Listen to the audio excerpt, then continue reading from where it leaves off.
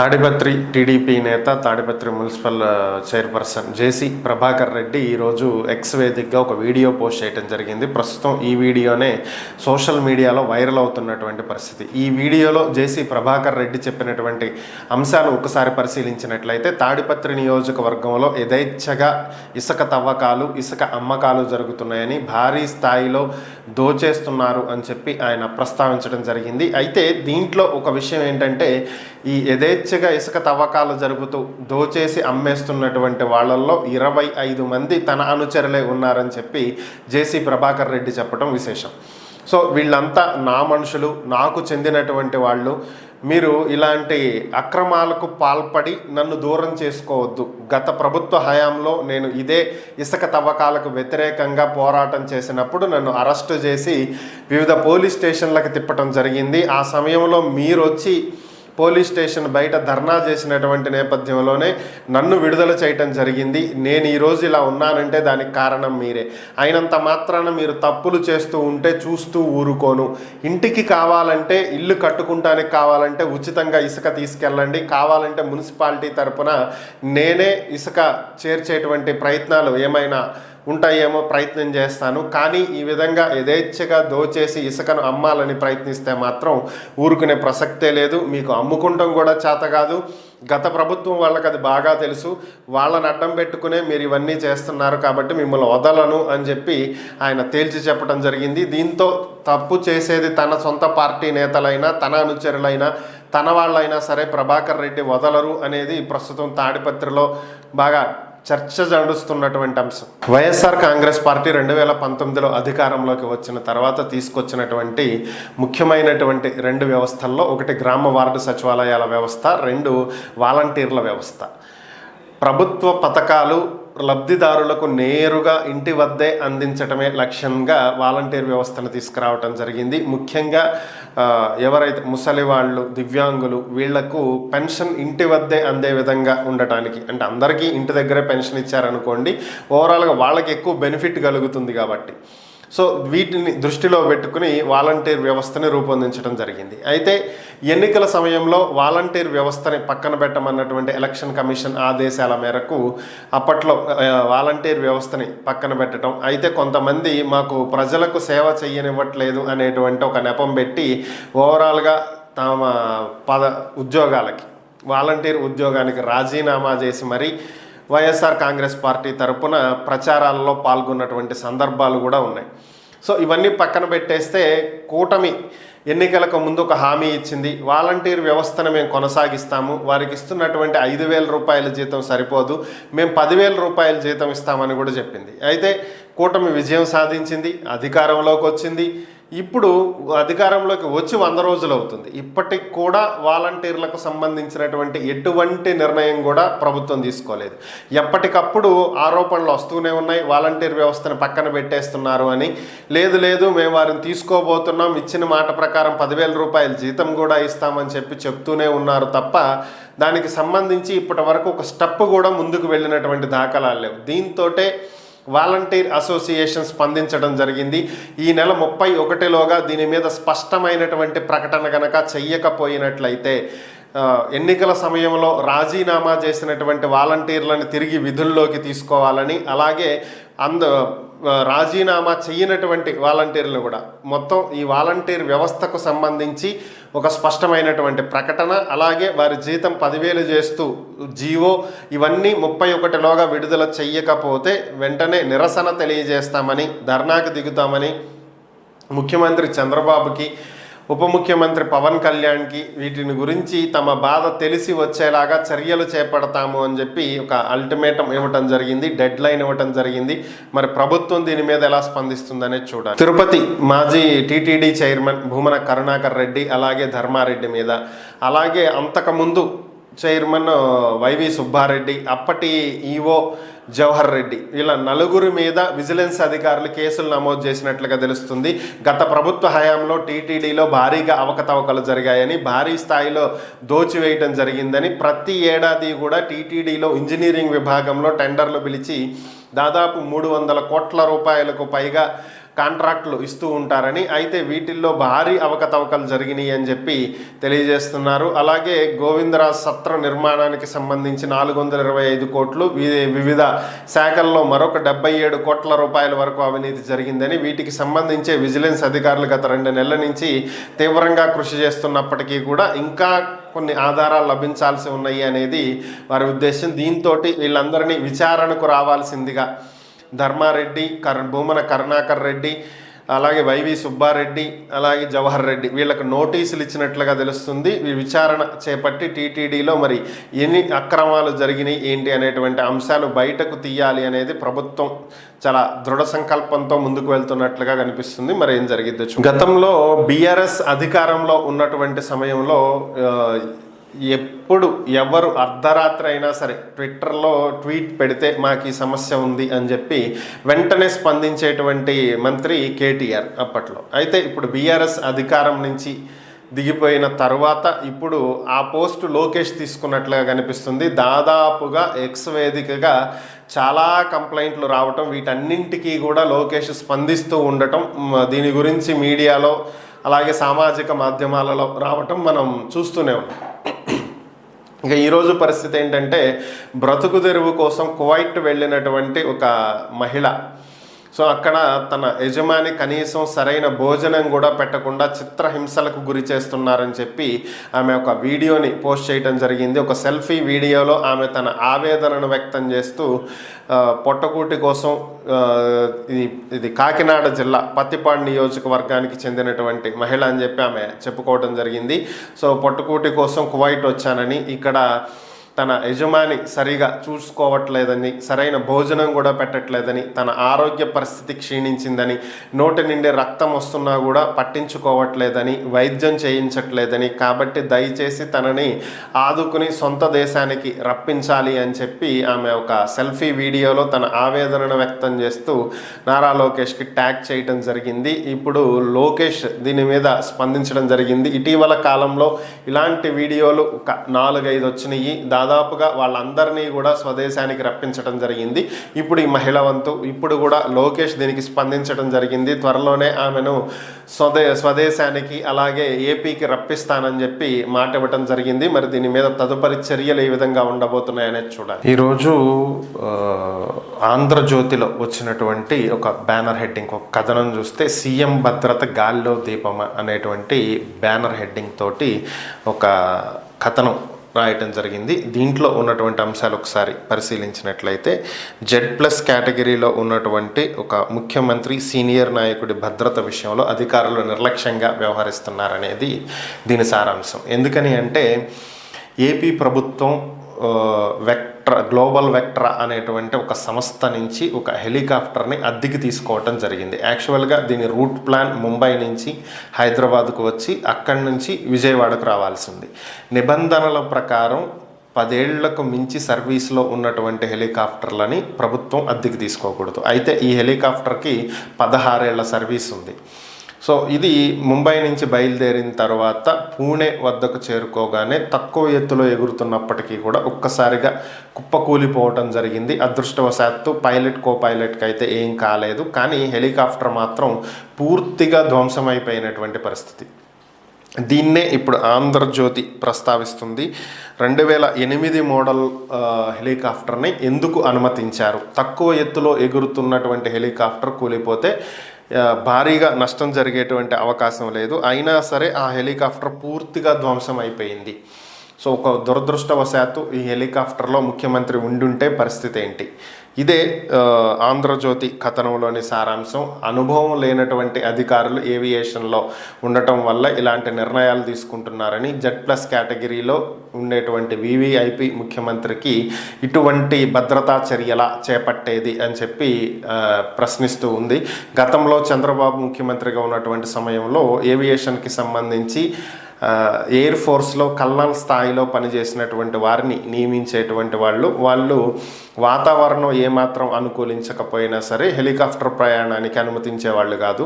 So అలాంటి పరిస్థితి నుంచి ఇప్పుడు కనీస అవగాహన లేనటువంటి వ్యక్తులు అధికారాలు చేపట్టడం, దీనివల్లే ఇలాంటి పరిస్థితులు ఎదురవుతున్నాయని, గతంలో రాజశేఖర్ రెడ్డి గారి హెలికాప్టర్ ప్రమాదం జరిగినటువంటి సమయం నుంచి మరింత జాగ్రత్తగా అధికారులు వ్యవహరిస్తున్నారని, కానీ గత ప్రభుత్వ హయాం నుంచే అధికారుల్లో ఇలాంటి అలసత్వం ఏర్పడిందని, ఏవియేషన్ మీద సరైనటువంటి అవగాహన లేక సరైనటువంటి భద్రతా ప్రమాణాలు పాటించకపోవటమే వీటికి కారణమని, కాలం చెల్లినటువంటి హెలికాప్టర్ మోడళ్లని ఎలా అద్దెకు తీసుకుంటున్నారంటూ ప్రశ్నిస్తుంది. దీని వెనక ఏదో కుట్రకోణం ఉన్నట్లుగా ఆంధ్రజ్యోతి కథనంలో ఉన్నటువంటి సారాంశం.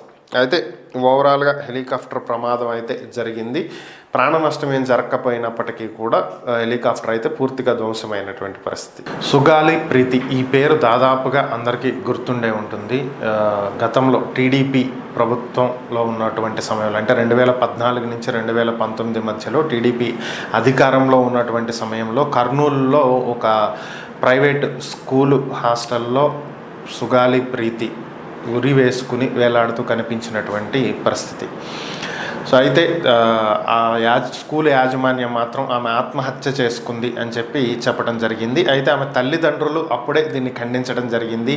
కరస్పాండెంట్ కుమారులు దీంట్లో హస్తం ఉంది, వాళ్ళు అత్యాచారం చేసి హత్య చేసి ఉండొచ్చు అని చెప్పి ఆమె తల్లిదండ్రులు ఎప్పటి నుంచో వాదిస్తున్నటువంటి పరిస్థితి. ఆ సమయంలో జనసేన అధినేత పవన్ కళ్యాణ్ కూడా వారికి సపోర్ట్ చేయటం జరిగింది. దీని మీద సమగ్రమైన విచారణ జరగాలి అని చెప్పడం కూడా జరిగింది. అయితే దాని తర్వాత పరిస్థితులు మారిపోయాయి. 2019లో ప్రభుత్వం మారింది. వైఎస్ఆర్ కాంగ్రెస్ పార్టీ అధికారంలోకి వచ్చింది. వారు అధికారంలోకి వచ్చిన తర్వాత సుగాలి ప్రీతి కేసుని సిబిఐకి అప్పగిస్తున్నాము అంటూ ఒక జీవో జారీ చేయటం జరిగింది. సో ఎప్పుడైతే వైసీపీ జీవో జారీ చేసిందో సిబిఐకి అప్పగిస్తున్నామని చెప్పారు, అయినా కూడా కేసులో ఎటువంటి పురోగతి లేనటువంటి నేపథ్యంలో సుగాలి ప్రీతి తల్లిదండ్రులు ఢిల్లీ వెళ్ళటం జరిగింది. అక్కడికి వెళ్ళిన తర్వాత వీళ్ళకి తెలిసినటువంటి అంశం ఏంటంటే ఏపీ ప్రభుత్వం ఒక జీవో కూడా జారీ చేసింది, సిబిఐకి కేసు అప్పగించారు, దీనికి సంబంధించినటువంటి వివరాలు తెలియజేయండి అంటే ఆ జీవో ఒక టిష్యూ పేపర్తో సమానం, అంతకు మించి ఆ జీవోకి ఎటువంటి వాల్యూ లేదు, తీసుకెళ్లి డస్ట్బిన్లో పారేయటం తప్ప ఎందుకు పనికిరాదు అని చెప్పి ఢిల్లీలో అధికారులు వారికి తెలియజేసినటువంటి పరిస్థితి. దాంతో నిరాశగా వెనక్కు వచ్చి తన కూతురు మరణానికి న్యాయం జరగాలి అని చెప్పి ఆ తల్లిదండ్రులు సుదీర్ఘకాలంగా పోరాడుతూనే ఉన్నారు. ఇప్పటికి 7 సంవత్సరాల నుంచి వారికి న్యాయం జరగనటువంటి పరిస్థితి. ఇటీవలే డిప్యూటీ సీఎం పవన్ కళ్యాణ్ని సుగాలి ప్రీతి తల్లి పార్వతీదేవి కలవటం జరిగింది. పవన్ కళ్యాణ్ దీని మీద విచారణ జరిపిస్తామని, కేసు ఎంతవరకు వచ్చిందో తెలుసుకుని దీనికి సంబంధించినటువంటి పురోగతిని అప్డేట్ చేస్తామని, వీలైనంత త్వరగా కేసుని పరిష్కరిస్తామని చెప్పి ఆయన హామీ ఇవ్వటం జరిగింది. సో ఈ నేపథ్యంలోనే ఈరోజు సుగాలి ప్రీతి తల్లి పార్వతీదేవి మరొకసారి వెలగపూడి సచివాలయంలో హోమ్ మినిస్టర్ వంగలపూడి అనితను కలవటం జరిగింది. ఆమెతో జరిగినటువంటి పరిణామాలన్నీ వివరించి తన కూతురికి న్యాయం చేయాలి అని చెప్పి కోరినటువంటి నేపథ్యంలో హోమ్ మినిస్టర్ అనిత సానుకూలంగా స్పందించడం, ఈ కేసుని సిఐడికి అప్పగిస్తున్నామని, త్వరితగతిన కేసుని పూర్తి చేసి ఎవరైతే ఈ కేసులో ఇన్వాల్వ్ అయి ఉన్నారో, దోషులు ఎవరైతే ఉన్నారో వీరందరికీ కూడా శిక్ష పడేలా చూస్తాము అని చెప్పి హామీ ఇచ్చినట్లుగా సుగాలి ప్రీతి తల్లి తెలియజేయడం జరిగింది. ఇప్పుడైనా సరే కేసు ముందుకు నడుస్తుంది, పవన్ కళ్యాణ్ ఇచ్చినటువంటి హామీని నమ్ముతున్నాము, అలాగే అనిత గారు ఇచ్చినటువంటి హామీని నమ్ముతున్నాము, ఈ కేసు ముందుకు వెళ్ళొద్దని చెప్పి మేము భావిస్తున్నాము. గత ప్రభుత్వం ఎందుకు పనికిరానటువంటి ఒక డమ్మీ జీవోని రిలీజ్ చేసి చేతులు దులుపుకుంది, మమ్మల్ని మభ్యపెట్టి మోసం చేసింది అంటూ ఆమె తల్లి చాలా బాధను వ్యక్తం చేసినటువంటి పరిస్థితి. లిక్కర్కి సంబంధించినటువంటి కేసులో దాదాపు 100 కోట్ల రూపాయల వరకు చేతులు మారాయనటువంటి ఆరోపణల నేపథ్యంలో బీఆర్ఎస్ ఎమ్మెల్సీ కవిత గత 5 నెలల నుంచి తిహార్ జైల్లోనే ఉన్నటువంటి విషయం అందరికీ తెలిసిందే. ఆమె సుదీర్ఘకాలంగా బెయిల్ కోసం పోరాడుతూనే ఉన్నారు. బట్ ఇప్పటి వరకు కూడా ఆమెకు బెయిల్ రానటువంటి పరిస్థితి. చివరిగా ఆమె సుప్రీంకోర్టులో బెయిల్ పిటిషన్ దాఖలు చేశారు. ఈరోజు విచారణ జరిగి ఆమెకు బెయిల్ రావడం జరిగింది. అయితే విచారణ సందర్భంగా జరిగినటువంటి సంఘటనలు ఏంటనేది ఒకసారి పరిశీలించినట్లయితే ఈడీ సిబిఐ తరపున న్యాయవాదులు వాదిస్తూ ఎప్పుడైతే ఈడీ నోటీసులు ఇచ్చిందో వెంటనే కవిత తనకు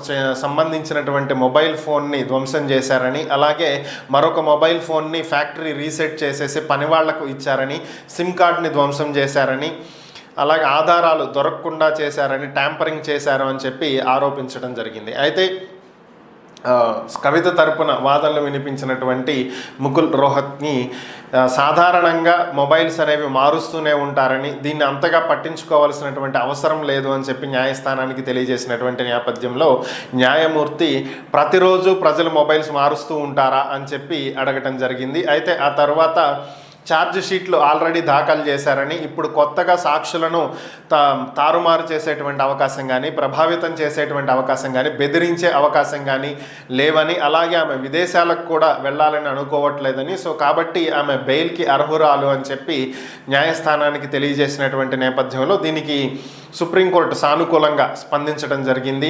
సెక్షన్ 45 ప్రకారం కవిత బెయిల్ తీసుకుంటానికి అర్హురాలని, అటు సిబిఐ ఇటు ఈడీ రెండు కూడా ఛార్జ్ షీట్లు దాఖలు చేసినటువంటి నేపథ్యంలో ఇక కేసులో విచారణకు సంబంధించి ఆమెను రిమాండ్లో ఉంచాల్సినటువంటి అవసరం లేనటువంటి నేపథ్యంలో బెయిల్ మంజూరు చేస్తున్నట్లుగా ప్రకటించడం జరిగింది. అలాగే 10 లక్షల రూపాయల పూచికత్తుని సెక్యూరిటీగా ఇవ్వాలి అని చెప్పి, పాస్పోర్ట్ని హ్యాండ్ ఓవర్ చేయాలని, విదేశాలకు వెళ్ళాలంటే కోర్టు అనుమతి తీసుకునే వెళ్ళాలి అని చెప్పి, అలానే విచారణకు సహకరించాలని, కోర్టు వాయిదాలకు హాజరవ్వాలని, ఎక్కడికి వెళ్ళిపోవటానికి వీల్లేదని, ఎప్పుడు పిలిచినా విచారణకు రావాలి అనేటువంటి నిబంధనలతో ఆమెకు బెయిల్ మంజూరు చేయడం జరిగింది. హైదరాబాద్లో ఆక్రమణలను తొలగించడానికి ఏర్పాటు చేసినటువంటి ఒక వ్యవస్థ Hyderabad disaster response and property మేనేజ్మెంట్కి సంబంధించి.